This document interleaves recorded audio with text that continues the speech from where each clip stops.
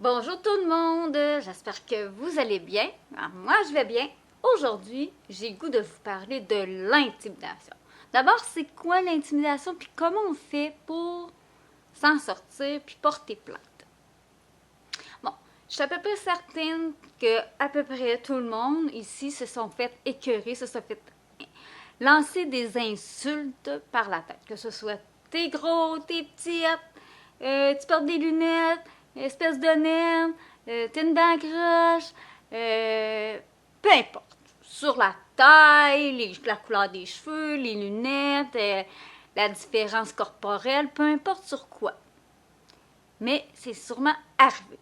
Ça, c'est pas considéré comme de l'intimidation proprement dit. Pour qu'il y ait intimidation et harcèlement, il faut que vous sentez que votre vie soit en danger. Il faut que l'intimidateur vous poursuive ou fasse des menaces de mort ou des menaces de vous frapper, de vous battre. Là, à ce moment-là, ça devient de l'intimidation. Supposons, par exemple, que vous rentrez de travailler ou vous rentrez à l'école une bonne journée, et puis là, la personne a fait « Comment ça, tu n'étais pas chez vous? » Crime, comment ça, tu sais, toi, que je n'étais pas chez nous hier soir? Ça veut dire que la personne vous suit. Si vous vous sentez suivre par cet intimidateur-là, celui qui vous lance des noms, des bêtises,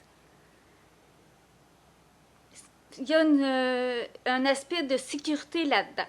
Là, ça peut devenir de l'intimidation.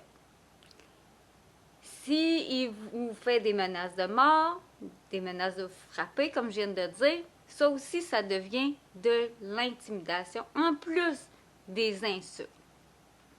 Comment on fait pour porter plainte contre ça? Bien, premièrement, première affaire, c'est d'éviter de répliquer à la personne sur les insultes, que ce soit sur les médias sociaux, que ce soit en direct de personne à personne, ou que ce soit au téléphone, peu importe, ne pas répondre à la personne. Vous pouvez par contre lui dire « Arrête » ou sinon « Je te bloque sur les réseaux sociaux » ou sinon « J'appelle la police » ou sinon j'en parle avec la directrice de l'école par exemple ou la direction au travail. Il est avisé d'arrêter, mais ne répondez plus aux appels, aux messages haineux sur les réseaux sociaux. Vous pouvez prendre des screenshots de ces insultes sur les réseaux sociaux. Vous pouvez enregistrer les appels, mettons qu'il vous a appelé, qu'il a laissé des messages sur répondeur. Vous pouvez garder ça vous pouvez les garder en mémoire. Si vous insultez avec des mots à plusieurs reprises, marquez l'heure, la date, l'endroit où ça s'est passé, s'il y avait des témoins avec vous.